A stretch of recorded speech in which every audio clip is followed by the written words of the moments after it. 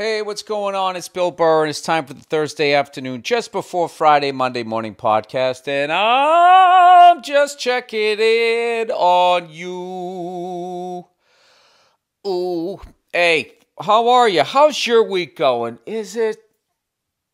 Well, it is the summertime month, and you have to remember, as much as the children on our vacation, you are not. You still have to work and you need to take time.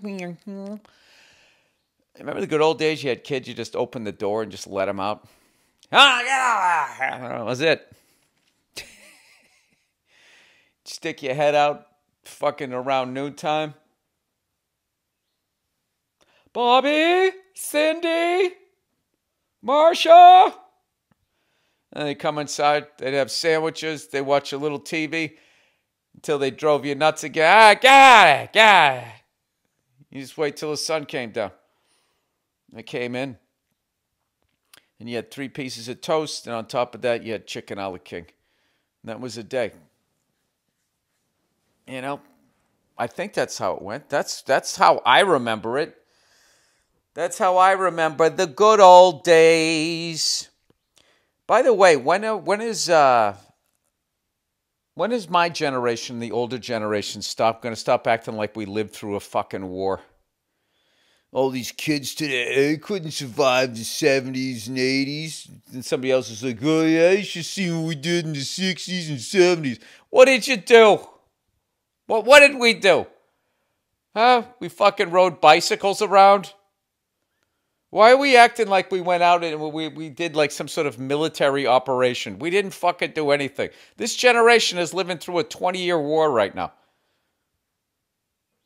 People from their generation come back, PTSD, and they're living underneath a bridge. That didn't happen. We had Vietnam vets. Those were the older kids when we were growing up. But we grew up during a perfect fucking time. Arena rock, man. Developed in the 70s, and then in the 80s it turned into it was like drag shows with all those metal bands. It was a fucking great time. We didn't know cocaine was addictive, or no more addictive than caffeine, at least in the 70s, and then 80s was the big lie or whatever, but like these fucking kids today, they're soft. It's like, dude, they're your kids. You raised them. So, like, what is the problem? What did they have? They had something like, they were showing kids jumping BMX bikes over their friends. And then they cut to today's generation. And there's 2 guys on a scooter together. And it's like, well, first of all, they didn't have those when we were kids. And if they did, we would have rode them. And you would have rode them with your buddy. And you wouldn't have had a fucking problem with it. And, if there was fucking iPads and all of this shit and the video games, we would have been doing that too. Enough already. Nothing heroic happened. That's such a bad take to fucking just walk around and act like your generation was unfucking believable. And to just be, oh, you kids today, you could never... 1983, forget about it. Would have liked to see Ozzy handle the death of his guitar player and then bringing in Jakey Lee. No more Randy Rhoads. I'd love to see a fucking Gen Y guy, whatever the fuck they are now, handle that shit. We also had 4 seasons, as opposed to now where it's winter and then hell's fire. I mean, we also weren't bankrupt as a nation. I don't know, some shit has gotten better. I got to feel like it's going to turn around at some point, right? Don't you? Speaking of turning around, the Red Sox aren't that bad this year. I actually really like this team. I watched them the last couple of nights playing the Oakland A's. A's, take it easy, huh? What a fucking travesty that goddamn franchise is. Everybody in the Bay Area got a new stadium, but them and the Oakland Raiders. And now they got to be like, well, I guess you guys never really wanted me, did you? And now they're going to the fucking Strip in Vegas. Like so many women whose dads, didn't stick around. They're actually going to Sacramento first. Can you think of a sadder trip to Vegas from Oakland than to go north, east, up to Sacramento first? And sit there for 2 years going, this is the capital of California? Really? Of the state, not this region. Okay, I didn't know that. Did not. Where is everybody? This is like San Jose. Then you go down to Vegas, to a smaller ballpark. I think that's actually smarter, though. I will say one of the big fucking ripoffs of my lifetime was all these fucking owners in every single sport demanding a new arena, or else they would move the team. Every fucking city should have been like, go ahead and move. The fuck do you think? Name one other business that does that. If they want a new Home Depot fucking pays for it. Why do we got to pay for your fucking stadium? Give me a new stadium or I'm leaving. And here's the thing. There was nothing wrong with the old stadiums. You just keep fixing them up. And then one day they become classics. Right? And then you can't tear them down. Like Wrigley Field and Fenway Park. I just can't imagine if they just had kept Riverfront Stadium up. They never should have tore down the other ones. I like how briefly, for a moment, they were actually thinking about the environment. And they made these stadiums that were like for baseball and football. I mean, it was terrible for the fans. In those first few games of the year when the football team would be playing on a baseball field and they had to level out the mound. And they would have like infield dirt on the back of their football jerseys. Yeah, that was probably a bad time. Anyway, but I watched the Red Sox the last couple of games. We just signed some 6'7" fucking kid from Detroit. Everything he was throwing was away. We'll see. And he let up a 3-run homer, but fortunately we was playing with the fucking 6-run lead. And then I watched yesterday. A's jumped on us, got up 3-0. Then Nick Pivetta settles down, strikes out 7 in a row, and we just make base running errors again. I don't know who that guy is on fucking second base for us, but he needs to either lay off the donuts or be walking on a treadmill when he's eating them. Jesus Christ, he's built like a fucking plumber. Somebody hit one high, I don't know anybody's names. Someone hit one high off the green monster, and they fucking send that guy from second base. And I'm yelling from, laying in my bed watching, go, what the fuck are you sending that guy for? Dude, he was out by like 15 feet. He did do a nice pirouette that the catcher admired for half a second before tagging him, and then he was out, and that killed our rally. I think we lost 5-2. But anyway, the Oakland A's have already been the Philadelphia A's, the Kansas City A's, the Oakland A's, and then they're going to be in Sacramento and then in Vegas, and then they will have the dubious title of, as far as I know, professional franchises that have moved the most times. I think that they'll have it because I want to say Sacramento was the Rochester Royals, the Cincinnati Royals, the Kansas City Kings, and then the Sacramento Kings, and they had moved 4 times. And now the A's, the Oakland A's, are going to leapfrog them by going to Sacramento and Las Vegas. Well, Bill, this is fascinating. Do you have nothing going on in your life this week? I don't. Oh, Billy, relaxation. You ever try to do something for you, nice for your wife, and then she doesn't have time for you to do it, and then you get fucking mad, and then you end up getting into a fight? That happened to me yesterday. We didn't get into a fight, but I was upset, right? I went to the gym. I'm back at the gym, everybody. I don't know if you read about it in Gym Magazine. I thought I was going to get the cover. I was the second feature. My story's on page 48 of Gym Magazine under Bald Ginger Back at Gym. Is the name of the article.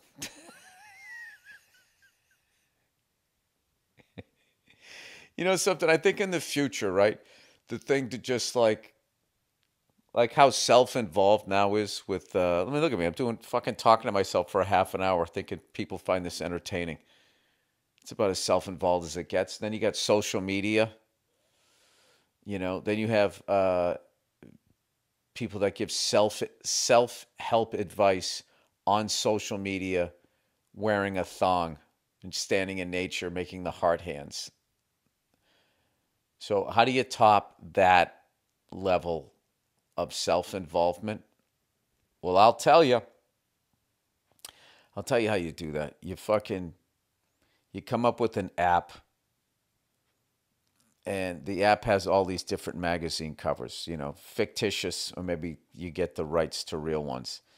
And then you plug in all your information and the things that make you feel good. And then they just come up with these phony articles and they put you on the cover of the magazine in your life. Nobody else sees it, and you get interviewed by an AI robot and everything, and then you get mad because you got misquoted, just sitting there. That's not what I made my kids for breakfast. It's fucking bullshit, man. I'm going to stop doing these interviews, when you start to feel like a full-on fucking celebrity.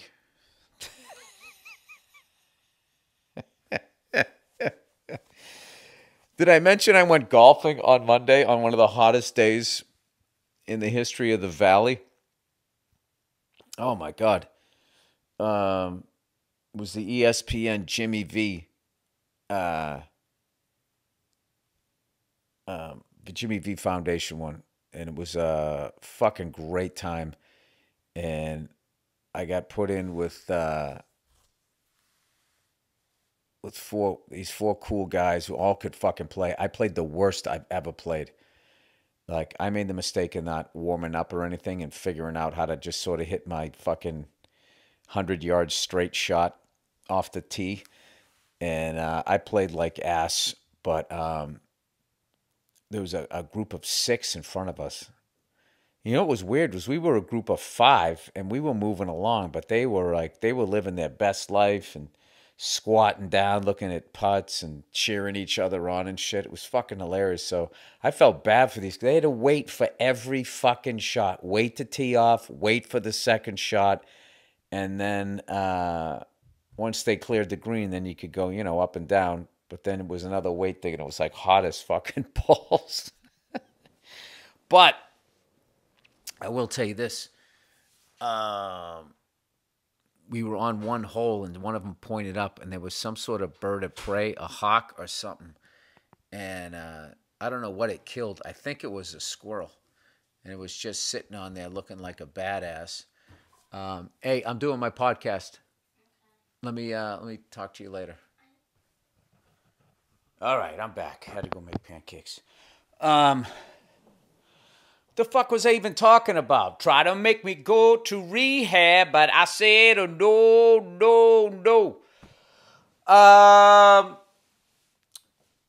What was it? Oh, shit. There was a fucking announcement yesterday. Speaking of which, right, what I was talking about, having a magazine in your life, there was an announcement yesterday. Oh, Freckles. My next special is going to be on Hulu. Same comedian, new streaming service. Very excited about that and whatnot. I will tell you what's fucking hilarious is, some of the responses. Like the fucking people who aren't out here, it's hilarious what their whole fucking idea. Like somebody's going like, oh no, I guess Disney owns Hulu. I don't know. Don't they own everything? It's either them or Apple or Bill Gates. There's like 5 fucking people that own everything now, right? So somebody's like, I hope they don't censor them over there, Just that dumb shit, and that whole thing. You went Hollywood. It's like people, I don't think, there's no Hollywood. Hollywood is done. It's over. It's now like 3 or 4 streaming services. It's now run by tech nerds, Silicon Valley. So you got to stop saying this is coming from Hollywood. There's no. It's now Silicon Valley. It's fucking. It's over. Anyway. So yeah. So in March, it's coming out. We start the editing process. Next week. So I'm just going to throw myself into that because I fucking hate doing that. For some reason, I didn't mind it on Old Dads. I think it was because there was other actors and stuff. But like just stand-up special is just, all the footage is of my fucking Charlie Brown head. And I just like to try to get through it as quickly as possible. So we're going to be doing that. And then what else? There was something else that I was going to bring up, and I literally just went out of my head. Oh, I did my first spot since being up in Seattle. Now I got a frog in my throat. Sorry, there's a lot of fucking, what is it, pollen? Whatever the hell is that yellow shit? It's all over my car. In the air. There's a lot of homeless people burning things. So, I mean, I'm going to have to clear my throat a little bit. I guess that's what I'm trying to say.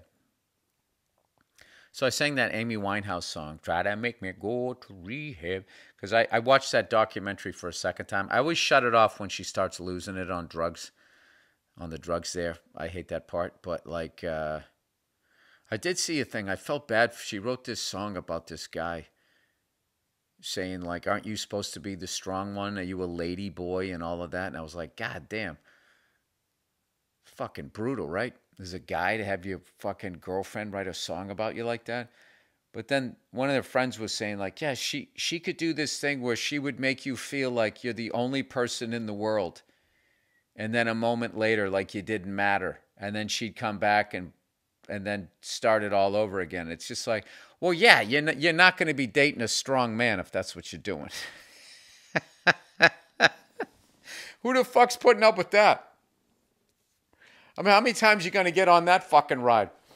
Oh, speaking of that shit, I started watching this documentary on Ashley Madison. You remember that the dating website for people that were married and just didn't want to, they just fucking needed to go bang somebody else, right? And they were just, all of them were just saying, marriage is really hard. It's just like, it's there's the one thing of like, I don't know, blah, blah, blah, blah, blah, but then like marriage is just really, and I just was just listening to them going like, you guys are fucking idiots. It's not hard. I mean, everything's hard, but it's not like, oh my God, it's so fucking hard. It's like, no, I think most of them, they were like, either stopped working on it or, like those people that like, they want just the honeymoon phase the whole time. Whoever they're dating, like everything you're saying is so just fucking, and, they're just so enamored with you. And like, that's not going to happen. And I think also a lot of people marry the wrong people and they also get married for the wrong reasons. But none of them said that. They all just said marriage, it's like really hard. The monotony, the day-to-day. It's like, well, you're feeling that. Go do something new.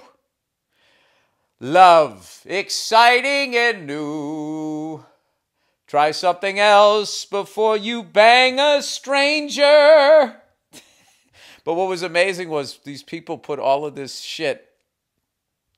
They were sort of the first ones to put all their personal shit on the internet and then realizing like, oh, this isn't secure.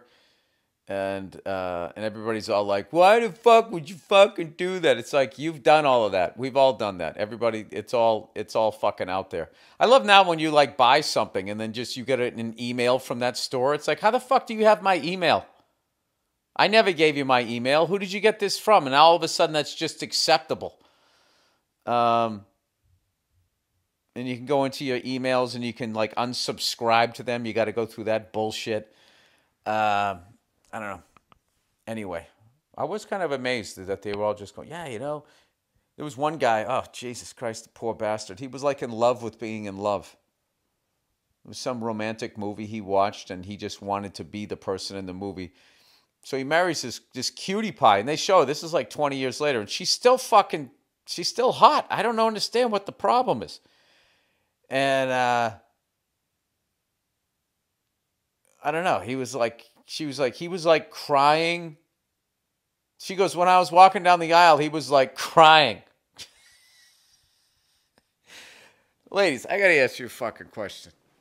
All right, there's a different way to show that you really love the woman you're about to marry, other than crying like a little fucking girl up at the altar. Now, this might be me left over from, the hardcore 70s and 80s that no kid from today could have ever survived. We fucking ate Pop-Tarts. We were crazy. It was way easier to be a kid back then, I think. You know what I mean? You didn't have people fucking up your ass the whole time, monitoring you and tracking you with the device. You could actually just fucking go out and hang out with your friends, I think. Yeah, and shit happened or whatever, but shit happens now. Shit's still happening. Right? Anyway, what the fuck was I talking about? Oh, Christ, why did I go on that little tangent there? Then you just forget I was talking about the Ashley Madisons there. Oh, yeah. You come walking down the goddamn aisle, right? You don't want to see a man crying like that. You know what I mean? I feel like with a woman, that they'll accept you crying like that at your mom's funeral,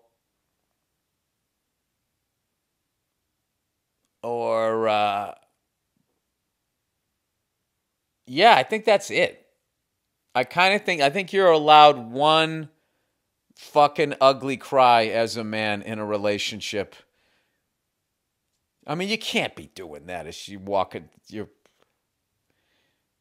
supposed to be the guy on the fucking white horse that's going to protect her if somebody comes in through the door. You can't be up there crying like you watched a romantic comedy. So anyways, this guy's up there and he's fucking crying like a chick. And his lady's coming down the fucking aisle, and she goes, when she saw him crying, she goes, I was like, wow, he really does love me. It's like that question wasn't answered before you went down the aisle, but he was 24, she was 21. And I don't know. Then he just went on there. You know what was the craziest one that they had? Was that, like, when someone would go to put their credit card on file and the website already had that credit card. Like if they had like a joint credit card, like the other one was already on there cheating. It was just like, what the fuck? It was not a fun thing to watch. It was one of those things, is if you were single, it's a good thing to watch. But as a married person, you're just sort of looking at this going like, what's going on out there, man?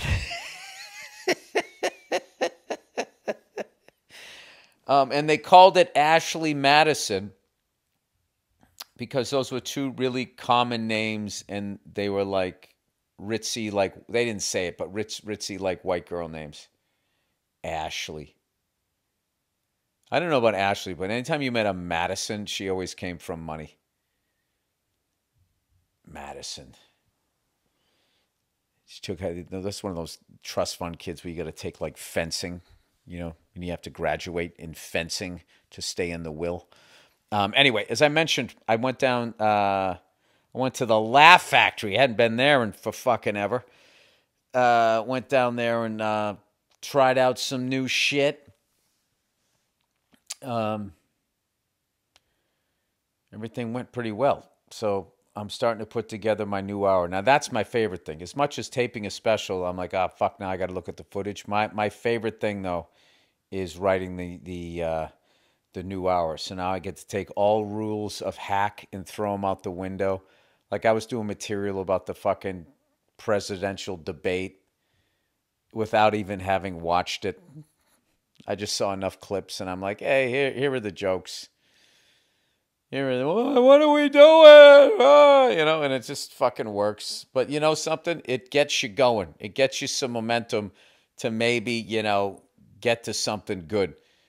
And I just look at it like I'm never going to fucking put any of this shit on a special. So, like, I would say on my last hour, the one that never saw the light of day, that if I was a younger comedian and smarter, internet savvy, I would have recorded it and just put it up on my site, on my page, on my channel, whatever the fuck you say. It was the submersive, that bootleg submarine, when that fucking thing went down. I can't even remember how the bit went, but that fucking bit murdered. And I remember thinking, like, as I was doing it, going like, this is just one of these, it's like junk food, like topical jokes where, you consume it and then 10 minutes later you're hungry again. It's like, this thing is just not going to have the shelf life to be on a special. And I was saying to myself, I should record this fucking thing, and I never did. I can't remember how the hell it went. It's something to do with when the story first came out, black people saying this sounds like some white people shit. And as upset as I wanted to be, I knew they were right. And then when I found out that two of the people on the submersive weren't white, I was actually excited. And then all of those other people that were going like, you never catch me getting on that thing, like they made it about themselves. And I was like, yeah, I know I wouldn't. It cost $250,000 per ride, you fucking loser. So maybe that wasn't like, you're kind of making fun of what somebody makes per year, which only works in wrestling.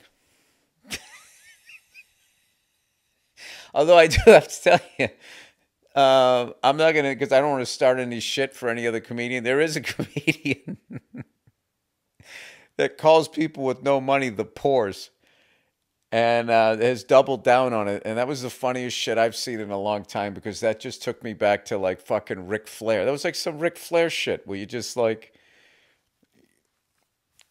just be standing there saying, I have more money than you, and then ridiculing people with less money. Wrestling is the only format I've ever seen that it work. Occasionally, some rich person will say something like that, either because they're out of touch or they didn't know like a microphone was on, and it's the funniest fucking. I don't know. I find that shit hilarious. For the simple fact that I guess you shouldn't say it. Is that what it is? I don't have any reads for this week. Can you believe it? You know what's even more unbelievable is that NFL football starts next month. Like right around now, they're going to be talking about the first preseason games. Here we go again. Here we go again. The fucking NBA and the NHL last so fucking long. Dude, baseball only gets like baseball, as far as they get like a month to themselves. They get 6 weeks, maybe 2 months. Middle of June to the middle of August, and then that's it. That's all they get. They start their season. NBA, NHL are gearing up for their playoffs. First 2.5 months is NBA, NHL playoffs. And they get 2 months to themselves, and then they're right back into football season. It's like those people that were like, grew up in like a small house, and they were with a bunch of brothers and sisters. I was one of 9. There was 5 people in my bedroom. It's like you don't get any fucking time to yourself. It does something to you after a while. I'm feeling like that's going to happen at baseball. So anyway, I'll say the Red Sox, man, they got like, I don't know any of their fucking names. Their center fielder is the shit. Their shortstop is the shit. That Casas kid is the shit. We got a bunch. O'Neill's a fucking Paul Bunyan guy. We got a bunch of talent. Our starting pitching is amazing. We just make bonehead base running errors, and our bullpen kind of sucks. We got to work on that. So we just signed this 8-foot goof from fucking Detroit. Why am I saying that? The guy could literally step up. 6'7", our version of the big unit. So he yells after he throws the ball. I'm like, all right, I like this guy. It's always good to have a 6'7" fucking guy with a mullet coming out of the bullpen. That's the way it was when I was growing up, back in the hardcore 70s and 80s. You couldn't handle, there was no electric cars, and you had to drive a stick shift. I mean, you can literally learn how to drive a stick shift in an afternoon. People acting like they were flying a fucking rocket ship. And like kids today not knowing how to drive a stick shift is like us back then not knowing how to fucking drive a steam engine. It's like they don't know how to do it, not because they're morons. It's because it's outdated technology. Right? How many here know how to milk a fucking cow?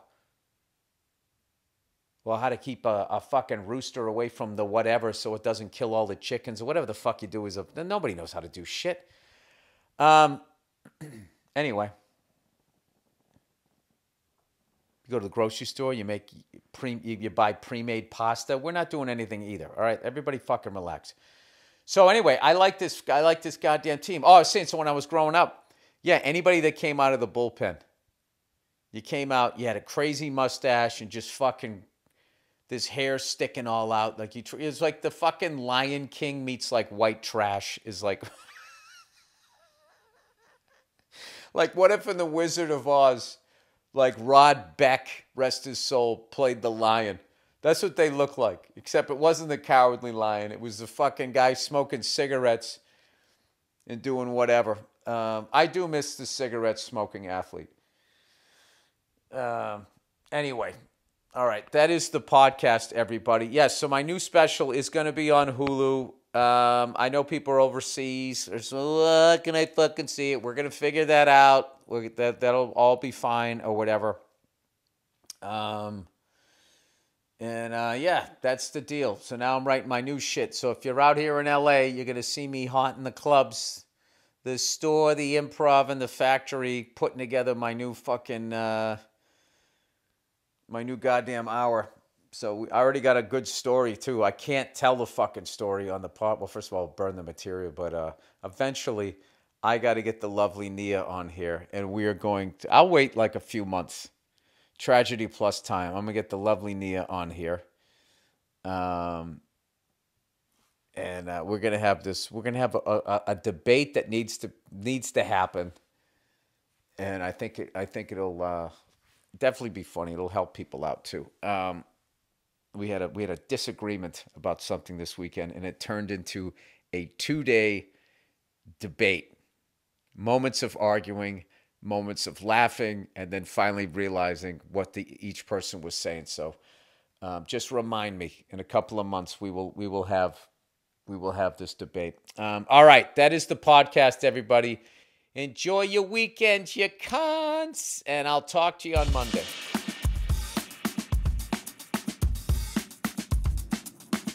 Hey, what's going on? It's Bill Burr, and it's time for the Monday Morning Podcast for Monday, July 11th, 2016. What's going on? How are you?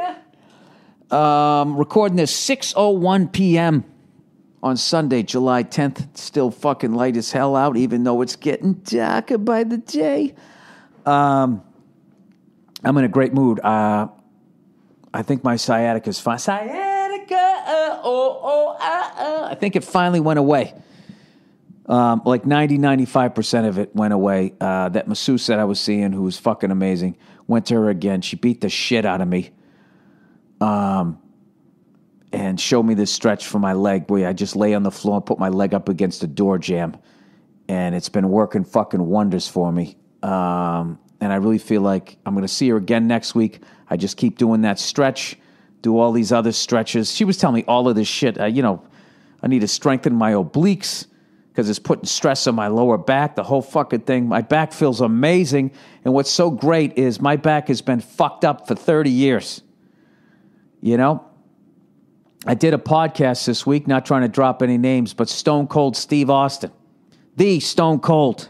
And that's the bottom line because Stone Cold said so. I did his podcast. We talked for like 2.5 hours. He's going to turn it into, I think, a part 1 and a part 2. And I was talking to him on that podcast how the first time I threw out my back, 3 times in my childhood I threw out my back. 2 of the times was doing wrestling moves. All right, one was the figure 4 leg lock. which I've told you before. That's the first time I threw out my lower back, right? And then trying to imitate Gary Valentine.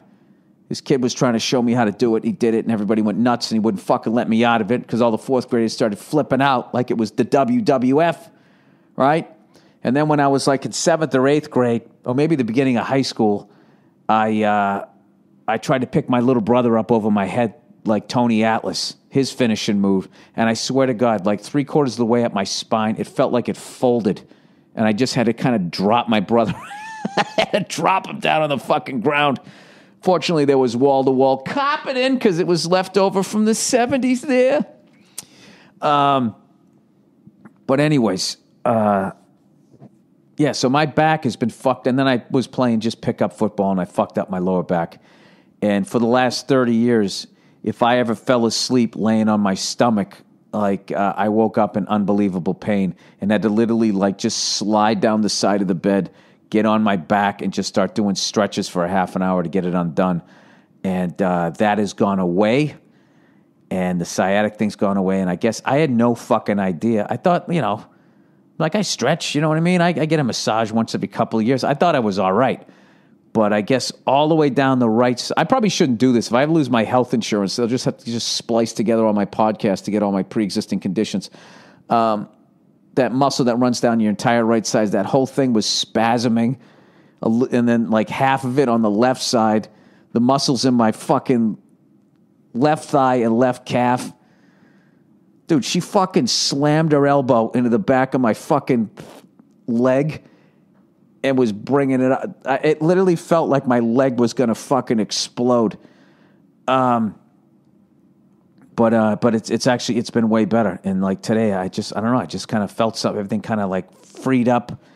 And I'm just going to keep going to these people, and I'm going to try to get my back I had no idea how fucked up it was. I'm psyched. And all these people going, dude, you know, you got to go just go to a doctor. You know, these chiropractors are this, these masseuses are that. Just go to a doctor, get a cortisone shot, and fucking get an operation. And I was like, fuck that. The last place you ever want to get an operation on is your fucking back, as far as I've seen.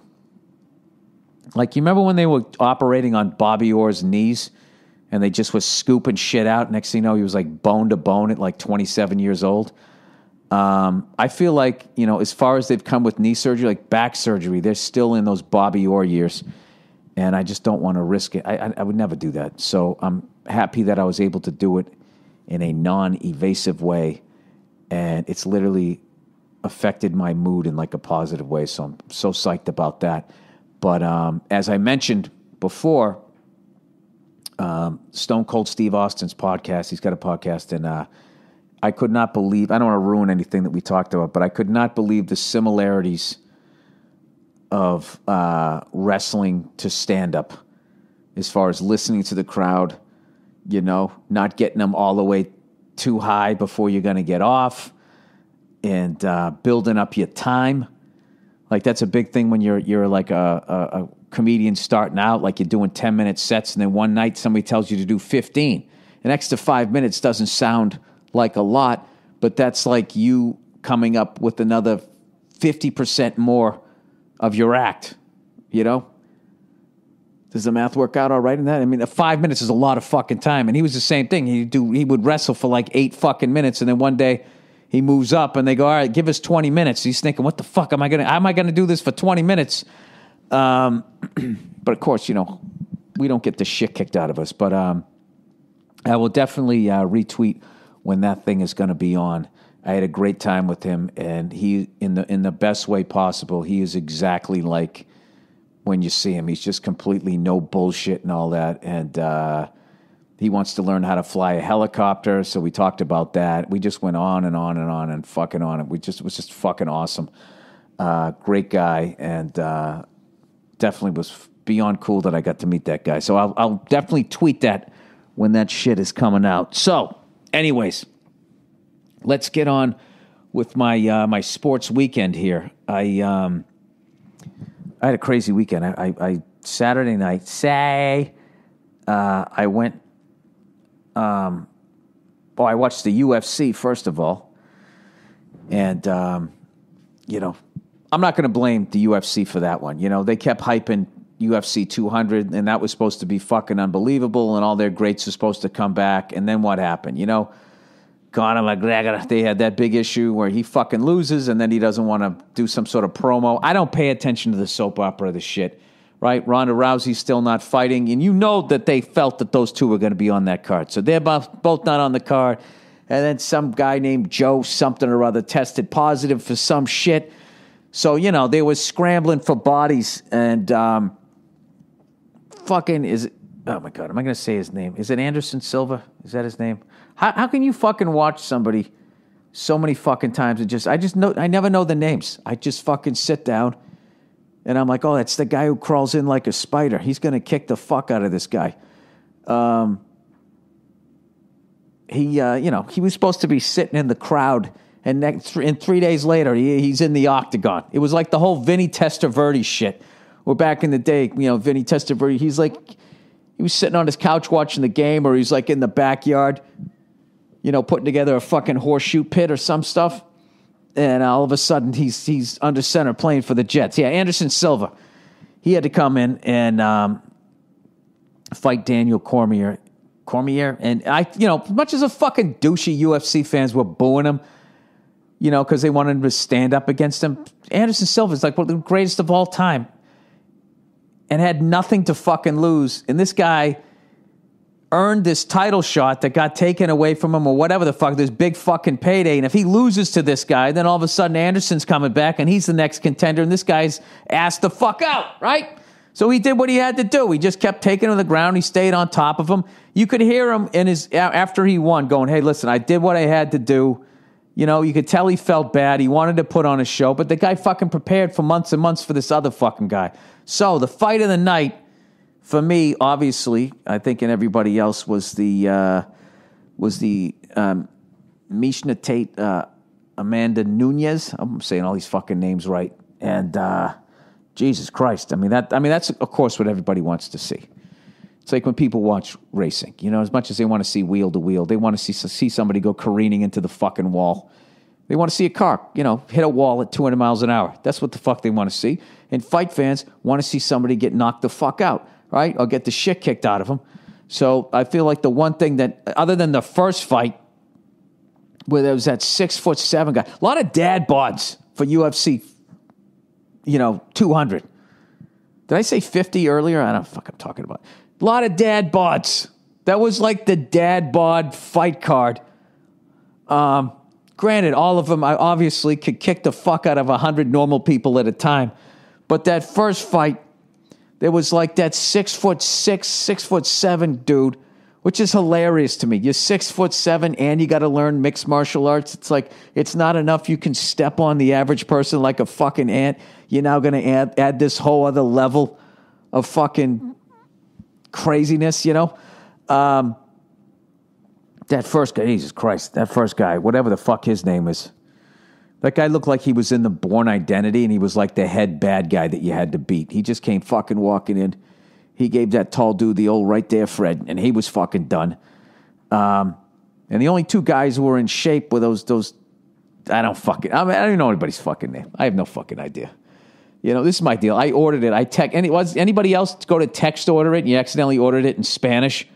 Like the way the text thing came out, it says order UFC, and then it says, it says sports event, and then right after event was the number 1, and then on the next line it said UFC 200 number 2, and then the next line said Espanol or something like that. So you didn't read you just saw events, and then you immediately went to the second line, and you were supposed to press 1 for English. 2 was for UFC 200 in Espanol, and I fucked the whole thing up. So I had to talk to the fucking lady to get it, the whole fucking thing taken off. But a lot of dad bods.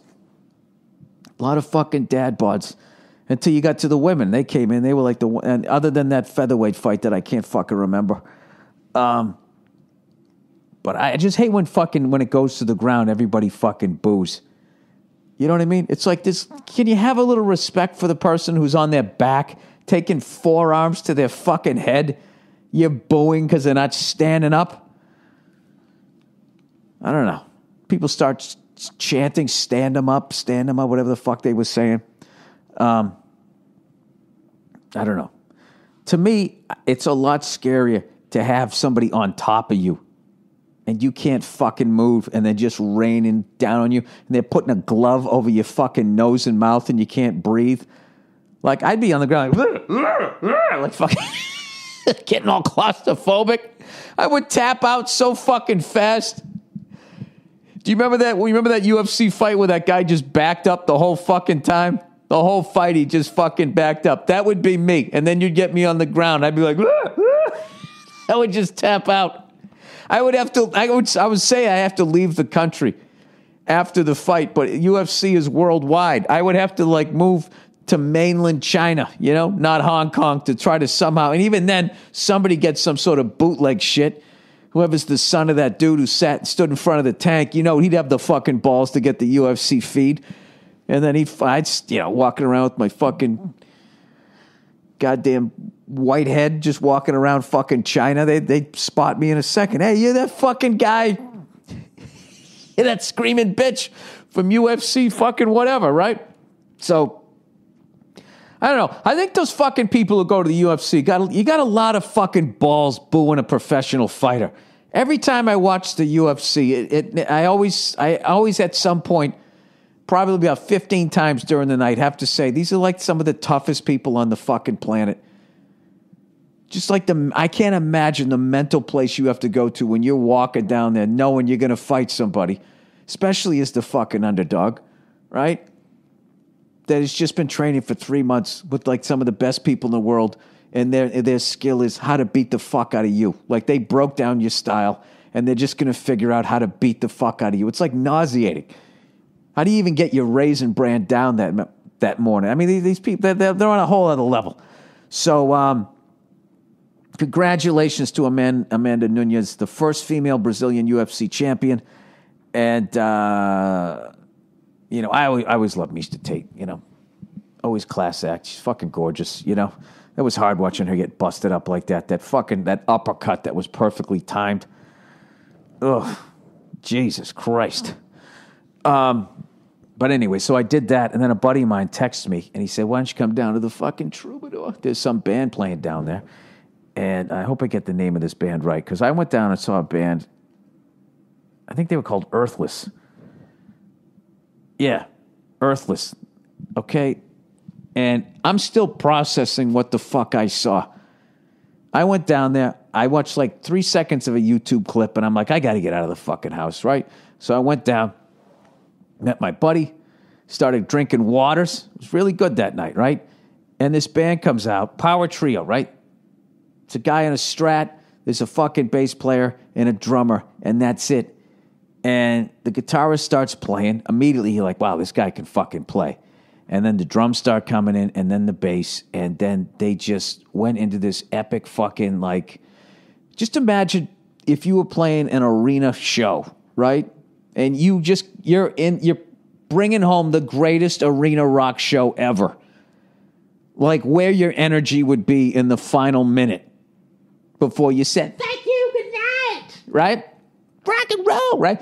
They basically started there and stayed there for a half a fucking hour. Where, as far as I could tell, there was like 4 or 5 songs that were all one giant song. Dude, it was fucking exhausting just watching it. And I remember about 12 minutes in, when they were ending one part of it, that, like the cliched endings to things, they would like add 15 minutes to each. It was fucking unreal. I just looked at the guy I was with and we just started laughing. Like, this is fucking nuts. 20 minutes in, I got to go up to the bar and get a drink. The fucking band is pouring sweat. They look like they're in a fucking sauna, and they're still going. And the guy on the guitar is fucking shredding. And out of nowhere, you're like, what the fuck song is that? What is that? For like a couple of bars, they played that fucking part of Dazed and Confused. Do-do-do-do-do-do-do-do-do-do-do-do. And the fucking guitar player and the drummer, they're all doing it. And then you're like, hey, that's Dazed and Confused. Wow, goes right by you. Then they're into something else. And then finally, after a fucking half hour, it ends. Right? It fucking ends. And people are exhausted from just watching it. And I couldn't hear what he said because I had my old earplugs in because I'm an old man. Psychedelic something was the name of the song. Psychedelic Infinity, psychedelic fucking Scrabble. I have no fucking idea what he said. And then they went into another song that was like 5 minutes long. And then they closed with Communication Breakdown. I guess it was like 3-4 bands, and they just played it like a quick, like hour, 45-minute set. And it was over. And it was,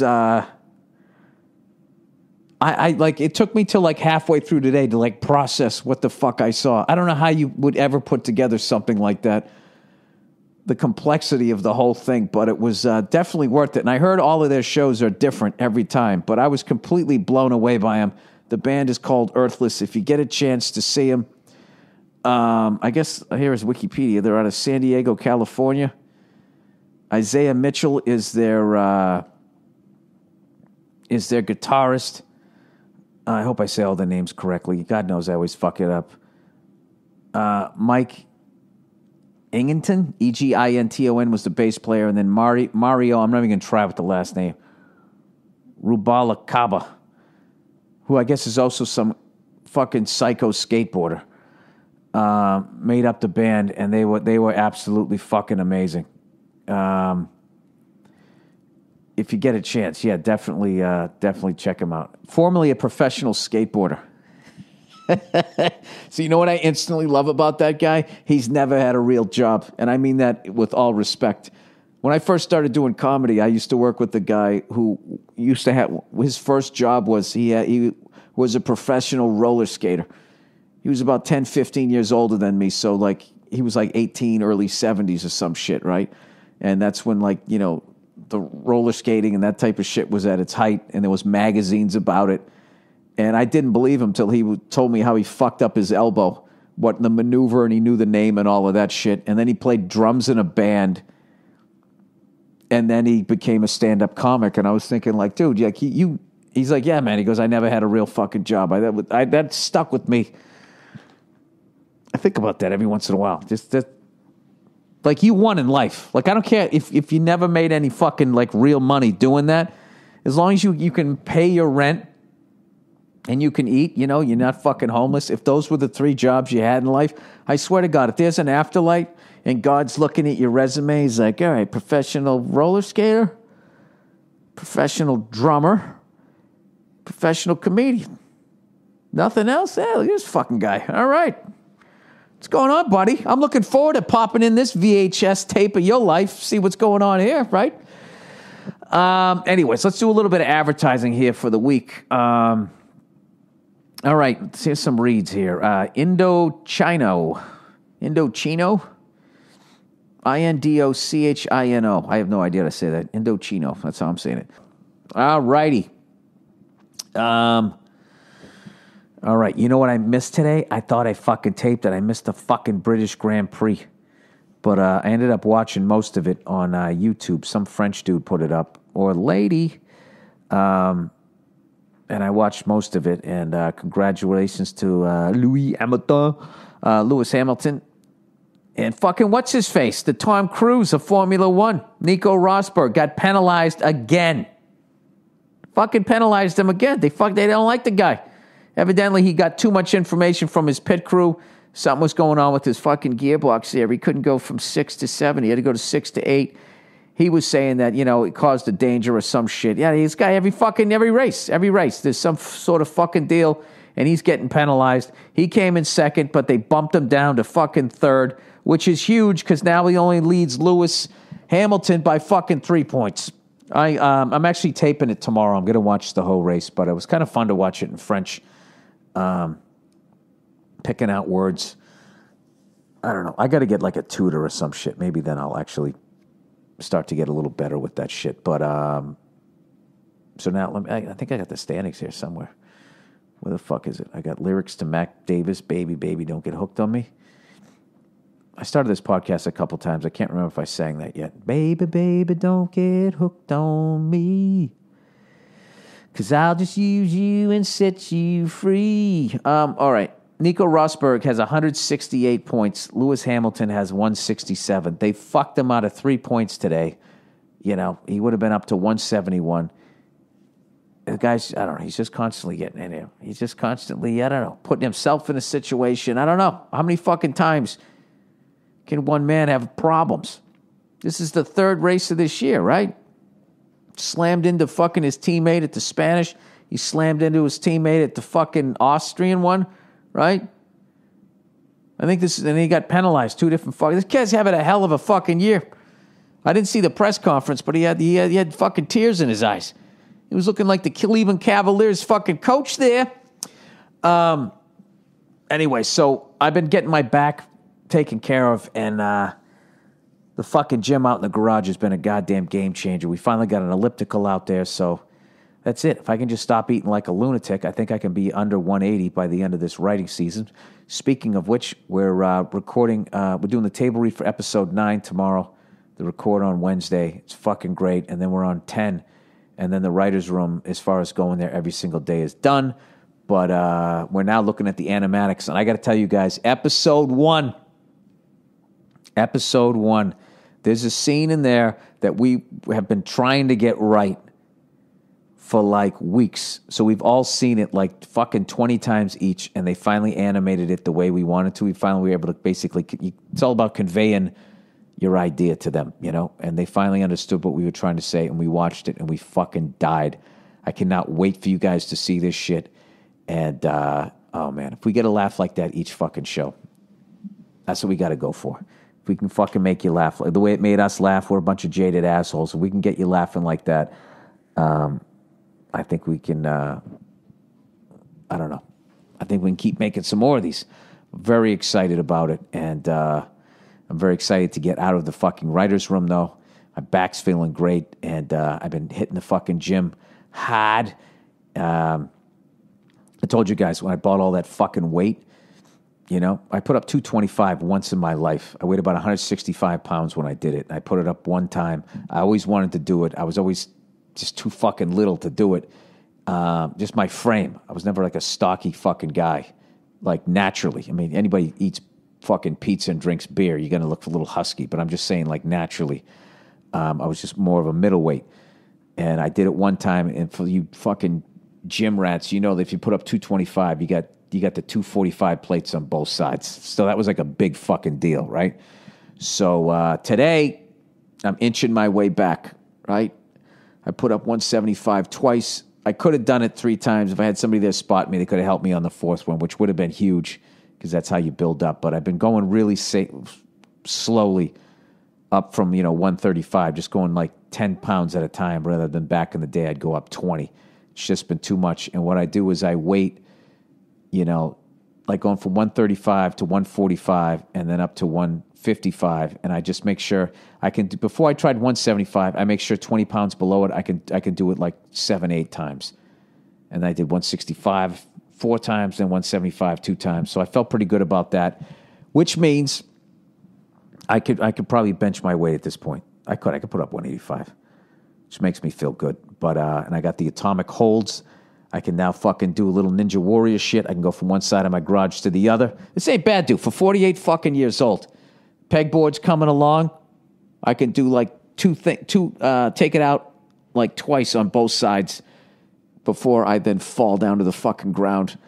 But I'm telling you, if I wasn't so busy doing this fucking show, I could actually get in great shape. I cannot recommend those atomic holds enough. They're fucking incredible, and they have all these different kinds, and just the grip strength that you get, the core strength that you get, it's fucking amazing.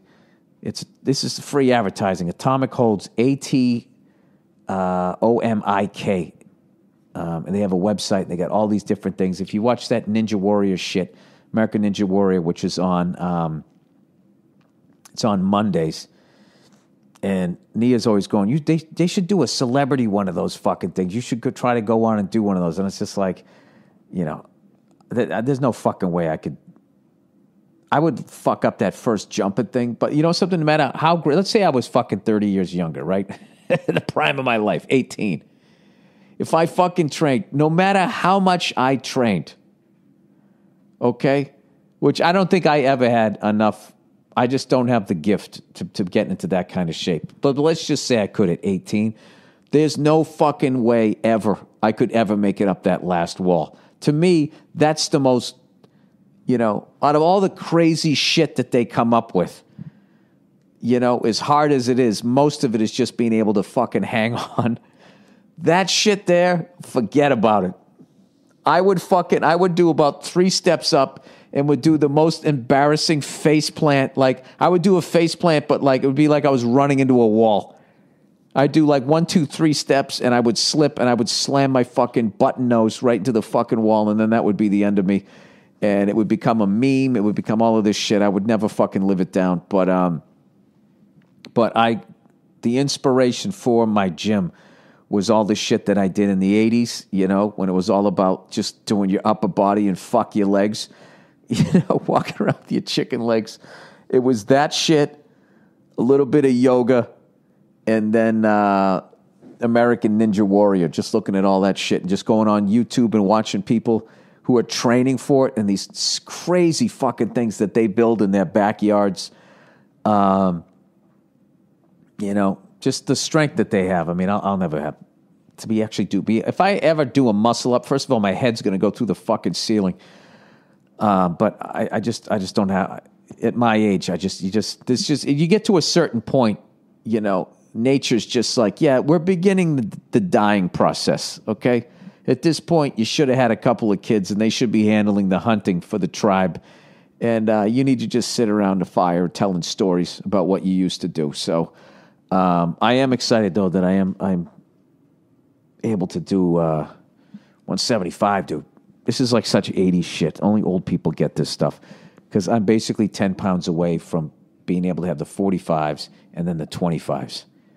That was all like a big deal. Like, when people would be doing pyramids, 10, 8, 6, 4, 2, right? It was always like the fucking guys would come in, they put the 45 plate on for 10. Then they put the 25, add that, right? 185, they do 8 reps of that. Then the 35, 205, and then the 25s for 225.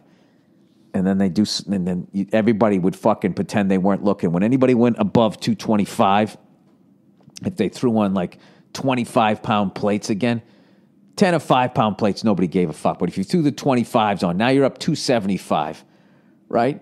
If anybody put the 3 plates on, that's right when the bar starts to bend, right? I remember I was at the gym one time and I saw this guy curl 225. It was fucking unbelievable. This guy was the most dense human being I ever saw, and he would like bring it up and just go, ha! Ha! Ha! Like that. It's just like, what the fuck? And I wanted to laugh.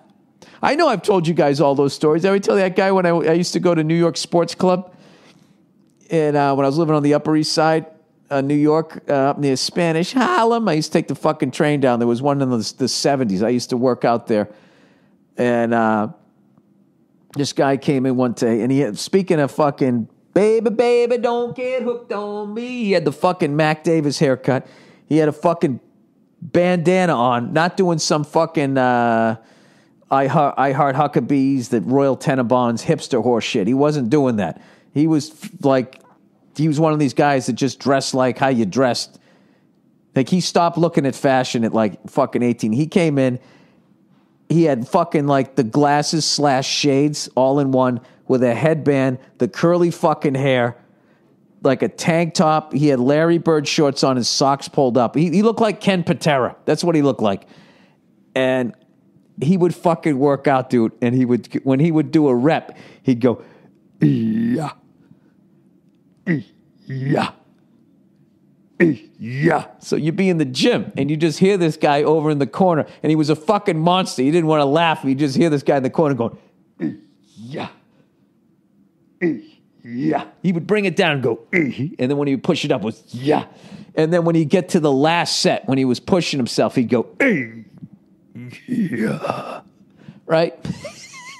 I remember one time he was in there, and it was me and some other dude. And I don't even know the other guy, but I can feel him laughing, and all I'm trying to do is not look at him. And finally, when he did that, yeah, I fucking looked over at the other guy, and he was curling, and he had brought the curling bar down. He was just holding it, and he had his eyes closed with his back to the Ken Patera guy so you couldn't see him, and he was just silently like crying, laughing. And I'm telling you, dude, I think I was doing cardio or some shit. I almost fell off the fucking treadmill. Lunatic. Right out of Boogie Nights. So, anyways, at some point I'm going to post a picture of the gym. I don't like giving out pictures of my house, but it is just a fucking garage. So anyways, I'm totally off the fucking rails here. What else did I want to talk about? We talked about the Grand Prix. We talked Steven Adler. We talked Amanda Nunes, Stone Cold. We're only a month away from preseason football. Oh, here's another thing I saw this weekend. Did you guys ever watch that live at Daryl's house? Daryl Hall of Daryl Hall and Oates. He had Joe Walsh on. What a fucking... Every time I see that guy play, it's like, why do I always forget what an unbelievable fucking guitarist and singer that guy is. He came in and absolutely just fucking ripped. If you get a chance to watch that one, I think they're up online. It's on like VH1, and then like this Headbangers Ball thing came on, and Nia somehow got into it. She has promised me at some point she's going to sing, what the fuck is that song? That Queensryche song, I Don't Believe in Love. She's been singing that and Teenage Frankenstein. She just got into it. She loved it and thought it was silly all at the same fucking time. So maybe on Thursday. She's a little tired today, so I'll have her come on and sing some of that shit for you. But at this point, let's get to some of the questions here. I guess, well, maybe before I do that, I have to say, I do have to say something with all the shit that went on over the past fucking week, with those 2 guys getting killed and then the 5 cops getting murdered. I actually, believe it or not, I think something positive is going to come out of this. I'm really hoping. I just feel like I think everybody at this point, no matter what side you're on, if there's one side, 2 sides of it, whatever the fuck, 3 sides, whatever the fuck it is at this point, I think everybody can kind of agree that whatever the fuck it is we're doing isn't working. And I don't know. I don't know what it is. As horrific as all of that stuff was to watch, I feel like at this point that, everything on both sides was undeniable, that it was wrong and it shouldn't have happened. And I think, I don't know. As fucking devastating as it was, I just feel like that was a bottoming out. I'm really hoping, anyways, and that it's going to turn around. I'm hoping, because I don't know, man. That's just one of the fucking worst. All of that shit was the worst shit I've ever seen in my life. Somebody just going for their license. I just kept replaying that, just wishing the guy said, "Listen, my license. Can you want to reach for it? Can I get out of the car with my hands up, and you just reach in and get it, just so that doesn't have to." There was a fucking kid in the car. It was just, the whole thing was brutal, And then the cops in Dallas, they're just down there. They're just trying to handle the crowd, make sure nobody gets hurt, and then just, all of them. It was so fucking brutal. I didn't even look into the backgrounds of them, but people were married, had kids, and their dad isn't coming home. It's just, the whole fucking thing is horrible. And because it is so horrible, I'm really holding out that something positive is going to come out of that. Because, I don't know. Because what else can you think? If you can't get something positive out of that, that's just too fucking devastating to even think about. All right, so let's get to the questions here for this week. All right, Sweden.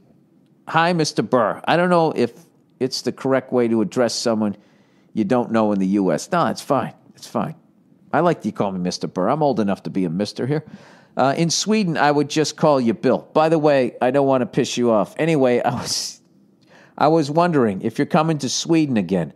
I, quote, discovered you on YouTube a year ago, and I watch you every night while I put my son to sleep. Oh, that's great. He said, and I'm laying in bed, holding my mouth so I won't wake my son up. I would love to see you live. Greetings from Sweden. P.S. Sorry if my spelling sucks. Sorry. Dude, your English is great compared to my shit, unless you just looked it all up and typed it. I'm definitely coming back. I just got to figure out when. My life has changed a little bit now that I'm doing this show, but I think what I'm going to do, I have this European run that I'm going to do, and then I think I'm going to do another one possibly March, April of next year. But I'm also taping a special. I got to make sure when I go over there, though, I'm bringing the fucking, I don't want to come over there with some half-ass act. I'm not flying over the other side of the world to give you guys an okay show. But I'm definitely going to come back. I'd like to go back there and, well, ideally, I could go over there right before my special comes out and knock that out. That is ideally, that's what I could do. But I'm definitely going to come back and maybe do a little bit of Eastern Europe, some other countries that I haven't been to. We shall see. But I'm definitely going to come back. Like, I've done the Sweden, Norway, Finland run 2 times already. And I think I've been to Sweden 3 times, though. Because one time I think I just did Sweden. Then the next time was Sweden, Norway, and Finland. But I'll definitely going to get back. But thank you so much. That's a thrill that someone that far away is watching that stuff, laughing at my stuff. Thank you very much. Okay, here we go. Bill, I fucked up and could use a hand. All right, let's see. How did you fuck up? Hey, you old biscuit bacon bitch. I fucked this one up and could use some of your broadcasted advice. I'm a 26-year-old guy living and working in the Great White North, Toronto to be exact, and I love your podcast and all that shit. Thank you. Anyways, a few months ago, I started seeing this really sweet girl. She's pretty, she's thoughtful, and she's as low maintenance as a 1991 Honda Civic. Okay. This sounds like the beginning of a horror movie. Everything's like fucking perfect, right? And he literally says, perfect, exclamation point. She deserves to be treated right. About a month ago, I was eating in a restaurant with a buddy when this smoking hot redhead comes up to me out of the blue and says, hey, you're cute. Take my number. Let's go out sometime. I should have said no. I have a girlfriend right then and there, but the excitement of having a babe throw herself at me was too much for me to pass up. Abso-fucking-lutely it was. That's like a fucking movie. We're not wired to pass that moment up. I'm not saying you go and do it, but Jesus. He said, I didn't have the damn strength to keep it in my pants. Later that night, after a few wobbly pops, I texted her looking to meet up. We did, and we did the deed. I felt like a piece of shit. Yes, we've all been there. As men, we've all been there. And a lot of ladies, too, which never gets any press because it's considered sexist to suggest that. Here's where it's getting interesting and slightly complicated. Not even 48 hours later, I'm hanging out with my girlfriend when she gets a call from one of her friends saying, I have some bad news to tell you. Oh, boy. I overheard the conversation coming from my girlfriend's phone, and knowing exactly what the bad news was, I snatched the phone from her and proceeded to spill my guts and told her the whole story. Well, there you go. At least you manned it up. Evidently, the friend that called was roommates with the redhead, and the redhead, through social media, had hunted me down and shown my picture to her roommates. Dude, you can't get away with anything anymore. Look at this. The friend goes on to tell the redhead that I have a girlfriend. Oh, dude, this is like you're going to end up with nothing here. My girlfriend obviously was super upset, but being the sweetheart she is, and after many I'm so sorry's from me, she agreed to let me try to make it up to her. How do cheaters do this shit? I didn't even last 48 hours. Cut to 2 weeks later, myself and 3 of my buddies since kindergarten are on a mountaineering expedition in Peru. Dude, what are you, fucking Jason Bourne? What's going on here? Hot chicks throwing themselves at you, now you're in fucking Peru? A trip we planned since February, and I get this panic-stricken email from my girlfriend saying she, parentheses, the redhead, had broken into my apartment and trashed the place. See attached photos. Dude, what the fuck? Women are fucking crazy. Let's just say this, okay? Like, how is she hurt? She came walking up to you, threw her fucking clam at you. You fucking took it. You're not in a relationship with her.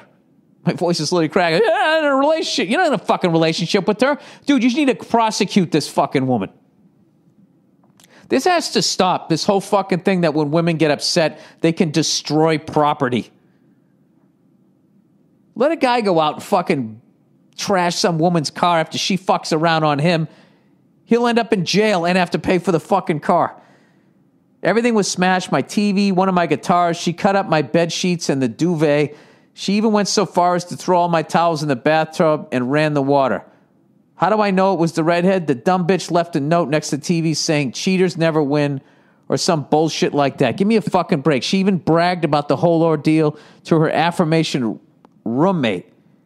Classic guy. He just writes, sheesh. My girlfriend called the cops, and upon my return from Peru, I set up a restraining order against the redhead. You should fucking you should sue her. Here's the problem. All this drama has led to my girlfriend reconsidering her willingness to give me a second chance. Dude, here's the real thing. Anytime some fucking smoking hot girl just comes up to you and throws it at you, you know it's a head case. Go with a fake name.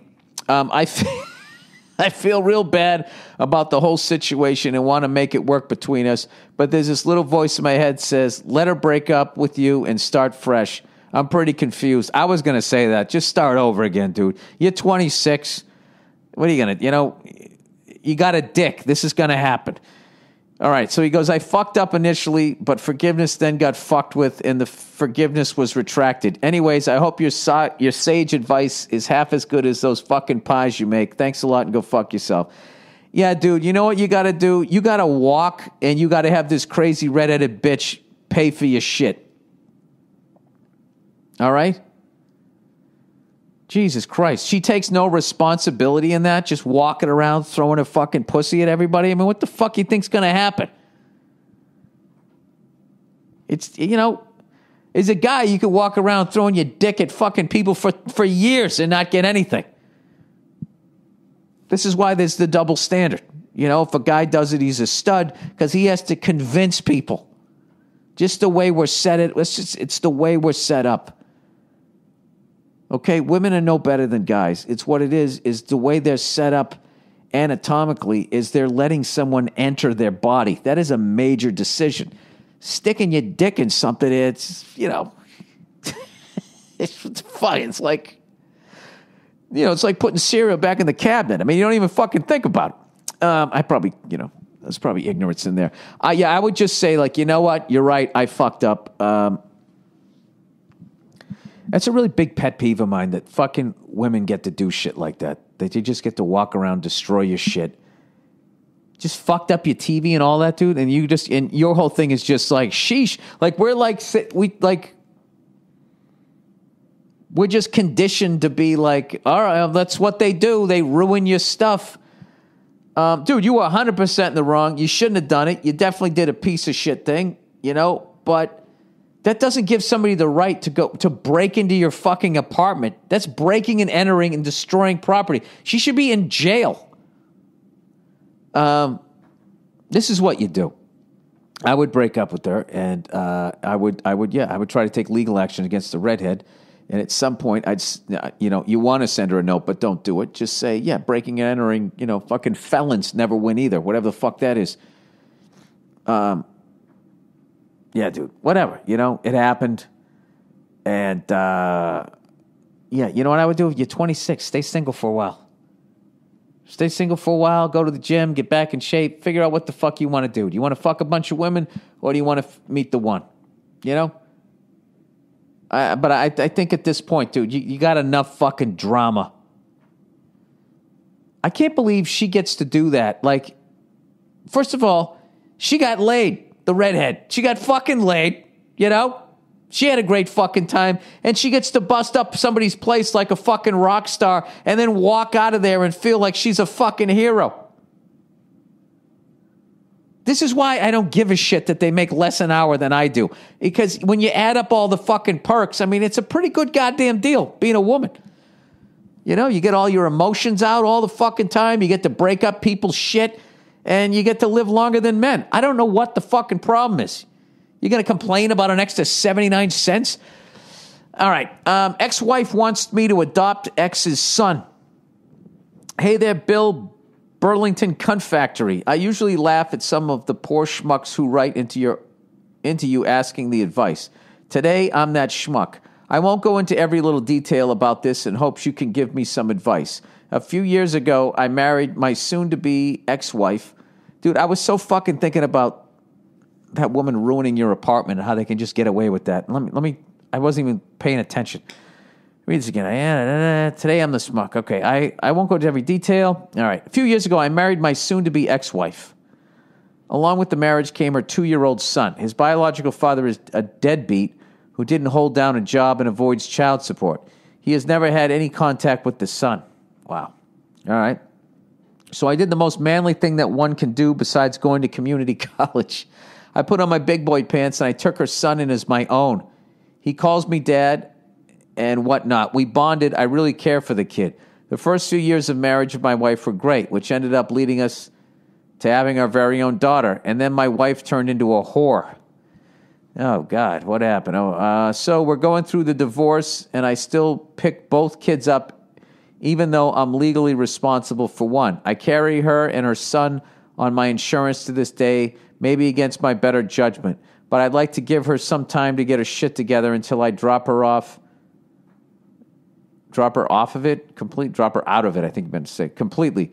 Well, the finalization of the divorce papers is in August. The soon-to-be ex-mother-in-law keeps insisting that I legally adopt her grandson. No, don't do that. Now, here's the thing. I send a very gracious amount in support payments bi-weekly. We choose to not go through the court system because my ex sees that I'm a good father and still take responsibility of her son. Keep it like that. I flat out said, no, I'm not legally adopting him. Yeah, your fucking mother-in-law does not want you to legally adopt him because she thinks you're a good father. Okay, she's looking at you like an ATM machine, like a lot of women do with men, which, once again, you can't fucking say that. Despite the 10 million fucking examples of it, it's considered sexist. All right, one wrong move, and now the court system has me by the balls for support for 2 legal children. What? What happened? Said flat out. Yeah, he said flat out no because one wrong move and now the court system has me legally by the balls for the support of 2 children. Yeah, there's no fucking reason for you to do that. They don't hold anything over you. They have no negotiating, nothing. The mother-in-law is insisting, unless they try to keep your daughter from you. The mother-in-law is insisting that if I don't legally adopt him, I'm a scumbag who doesn't deserve to see him, and even has gone so far in so many words to say I won't be seeing him. She's even getting my ex on board with this. Like I said, I really care for the kid. He's a good kid who never had a father figure until I came into his life 6 years ago. What's my play here? Thanks and go fuck yourself. What you're seeing with these 2 fucking lunatics, generation fucking psychos here, is the tip of the fucking iceberg with these people. Okay? They don't give a shit about you. They're looking at you like an ATM machine, and they're already fucking with you. They don't have that kid's best interest in mind. They think they do. They don't. They're using him as a fucking negotiating tool. All right? I'm surprised they haven't said, well, we'll fucking go for full custody with your daughter and try to fuck with that. That'll probably be their next fucking move. And here's the thing with them. Okay? With them, it's the more you're in their lives, the worse it's going to get. Do not legally bind yourself to them whatsoever. And this is what I would do. Do not get emotional at all. Do not get into a fuck you fight with the mother-in-law. Do not get into a fuck you fight with your soon-to-be ex-wife. You have leverage in that your ex-wife, as much as she's, going to divorce you here, still cares about you. You guys still had a child together. And you just have to just talk to her logically and just say, I'm not comfortable doing that, but I'm going to continue to make payments and support and all that and help you out with your son and obviously our daughter. All right? And this pressure that your mother-in-law is putting on this is only going to make both of our lives miserable. So what you do is you divide and conquer there. Just say, I have no problem with you, and the way that we get along, I don't think your mother-in-law understands, and that's why she's applying this pressure. But that pressure it's going to be bad for us, and it's going to be bad for our kids. Let's just continue going on like this. I love your son, and, I'm going to continue to support him. That's as far as it goes, all right? And I'm totally comfortable with supporting him. I'm giving you my word, but I'm not, I'm not doing the legal thing. I'm not doing it. And that's it. That's it. And if they want to keep coming at you, I'm telling you right now, do you think that when you legally adopt that kid, do you honestly fucking think that that's going to be the end of the demands? What the fuck is the mother-in-law involved in this shit for anyways? Right there, that's a nightmare. That's a fucking nightmare situation. And so many married women have that ridiculously close relationship with their mom. You know what I mean? And it to the point that it hurts the fucking relationship. And God forbid, is it as if a guy, you keep bringing your mom into the fucking relationship with your wife? That's a fucking rap. It's a fucking rap. But once again, guys put up with that shit. We put up with that shit. We put up with them coming in, busting up our shit. Dude, you hold all of the fucking cards here. That's it.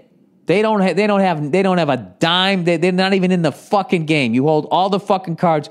Do not do this.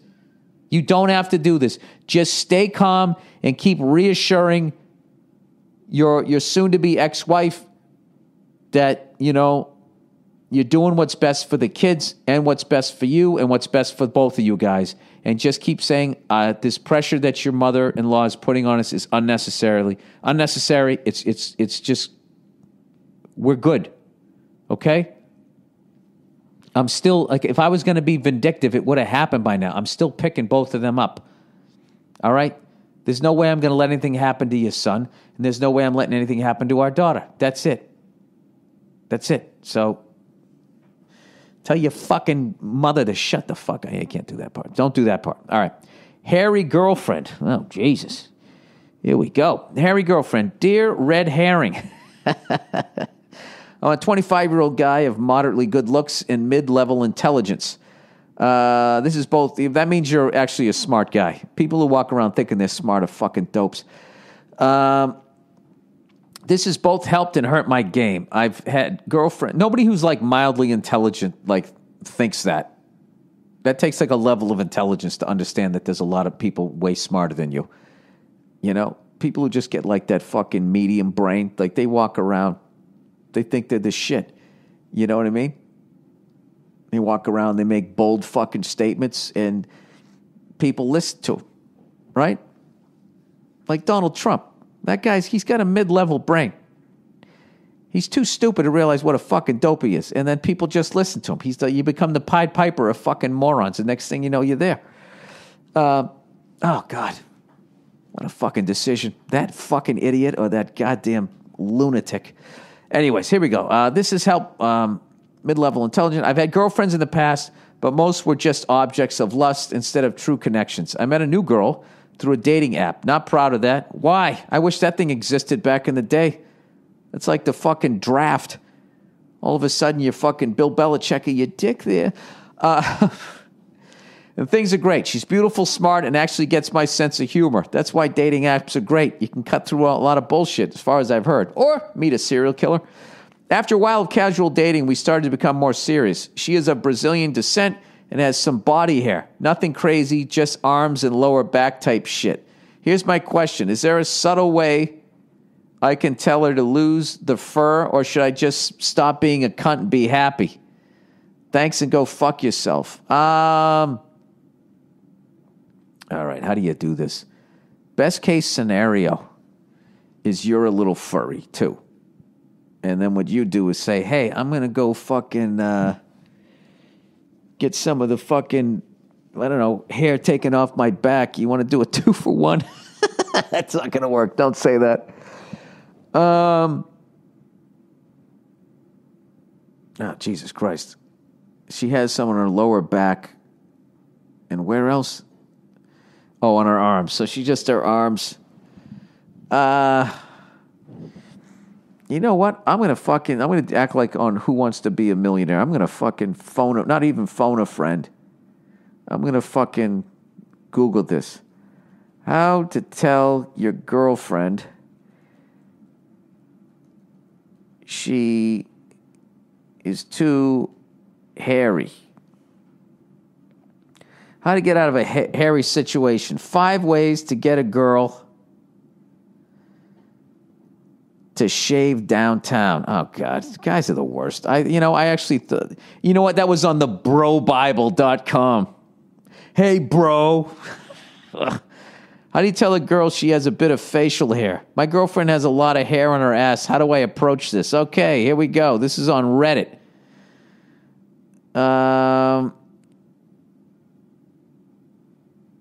You know what? Reddit's not going to have the fucking answer. I'm going to go with this one. The student room. How do I tell my girlfriend she's too hairy? Oh, this is another fucking chat room. I'm dating a girl. Okay, we know what the deal is. How dare you dislike something that comes naturally? Oh, God, these fucking broads. I swear to God. Hashtag yes, all women. Stop imposing your fucking patriarchal standards on this poor girl. If you have nothing good to say, don't say anything at all. It's her body. Give me a fuck. And what women do, the second you get in a fucking relationship with them, they're constantly trying to change you. If you don't like it, don't be with her. Don't make her feel insecure. Jesus, all the hairy chicks are chiming in. How would you like it if she told you to shave your sweaty, hairy balls? I would say, absolutely, sweetheart. Why would I want to have hairy, sweaty balls in your face if it's turning you off? The game plan here is to get you in the mood. By all means, what do you want me to do? You could maybe remove your own man-lady garden. That would create natural opportunity to discuss your lady friend's luxuriant growth. That was kind of my suggestion. Just tell her. Seriously, why do you let people create stupid threats? Jesus. Yeah, this is a hard one. Yeah, it's a really fucking difficult one because you're talking about something. It's this weird thing that they can't help, but they can also fix very easily. Although, yeah, it kind of hurts too, right? According to the 40-year-old virgin. Why don't you learn how to do it? Does she sleep on her stomach? Right? And then just when she's asleep, you just put it on her, and then you just go, and then you, as she sits up to scream, you just fake asleep. And she goes, what the fuck was that? I don't know. I think you had a bad dream. And she's like, my back's killing me. Oh, well, you were sleeping on your front. Maybe you were putting pressure on your spine. And they go, I don't know. And then when she wakes up the next fucking morning, she goes back to sleep. She wakes up the next morning. Maybe she doesn't notice, but then you got to do it every time. Yeah, I guess you just got to tell her. Like, come on, ladies, there's got to be, it's got to be something that we do, right? You know what it is about women? They can sit down. They can sit down and just tell you. And as a guy, you just have to take it. You just have to fucking take it. It's just constantly. I think is that why we died before them? It's just a one-way fucking street. Dude, I don't know what to tell you, man. That's a tough one. Listen, I love you. I'm crazy about you. I think you're really attractive. There's one thing. You don't have bad breath. You're gorgeous and all that. It's just if there's any way you could just take down a little bit of the lower back fur. I mean, you know what's funny? She's Brazilian, They came up with the Brazilian wax. It's like, can you do the Brazilian wax to your fucking back? Why don't you get her a tramp stamp, right? So they'll have to shave it anyways. And then you'll be like, you got to keep it shaved there so people can always see a tattoo. Get her an anchor tattoo on both her forearms, or a couple of dragons like Bon Scott. I don't know what to tell you, dude. I'll tell you, that's a rough one, I'll try to remember that one for Thursday when Nia's on. All right. Hey, Bill, is there any type of gig you wouldn't do? Would you Yeah, of course there is. Would you perform for the Queen of England and all her stiff cohorts? No. How about a room full of priests at the Vatican? Absolutely not. Not all the shit I've said about them, and then I'm in their country. That's a sovereign state, Vatican City. Bonus question. What is the exact dollar amount it would take you to do a cruise ship? Well, I did one a long time ago. No, there's no dollar amount. I don't have a lot of. I'm not really into stuff. I'm into no debt, so I've lived within my means, and I have enough T-shirts and shit, and I can eat, and you know. So no, I can make enough money on land. I don't need to do that. There is no amount. There really isn't. As of today, July 11th, 2016, the 10th when I'm doing it. Who knows? In the future, I don't know. When I'm like 60, I imagine then you could talk me on a boat. If you gave me like, Bill, you could do one more fucking gig. We're going to give you fucking, something zillion dollars to do this gig. And then you got to walk away from stand-up. I might be so fucking tired at that point that I do it. But as of right now, 48 years old, there's no dollar amount that can get me on a fucking cruise ship. You know what could? A benefit, if there was some sort of benefit or some shit, and it actually seemed legit. I'm a sucker for a fucking benefit. But I don't need to go on a fucking boat. I don't want to go on a boat and just be on this fucking thing with the crowd the entire time. And, if you're happy and you know it, clap your hands. I've been on them. They're fucking brutal. I worked with a guy doing that. There was a juggler, and you couldn't fucking say anything. You just had to sit there and act like the cruise was the greatest fucking thing you ever been a part of. It just went against everything about being a comedian. We're contrarians. All right, so that's the podcast. People, if you want to write in, and anybody have a hairy girlfriend out there and you had to say something, or even better, women, there had to be something. Your guy, maybe he had a giant fucking something on the side of his fucking, I don't know what, his head or some shit, He was warty, moly or some shit. You had to say something. Had halitosis. I don't know. I think if a woman had a smelly vagina, I think it'd be easier to tell her that than that she had a hairy back. How do you do it? How do you just listen? I think you're beautiful. I think you're gorgeous. You turn me on and everything. But I just, what's so funny? It's just how guys, just our shit is not validated. Like if a woman didn't, was turned off by something, God for fucking bid. I mean, if you still climbed on top of her with your hairy back, I mean, I think you'd be charged with some sort of I don't know, pubic rape or back pube rape or some shit. Cops would show up and put you in some sort of chokehold and drag you out of the fucking house, and God knows if you ever see anybody again. Yeah, you know what? You stumped me. I got to think about that one. All right. Well, that's the podcast, the Monday Morning Podcast. Go fuck yourselves. Enjoy your next couple of days. I'll check in on you on Thursday, and maybe I'll have Nia help me answer that question. All right? That's it. Go fuck yourselves.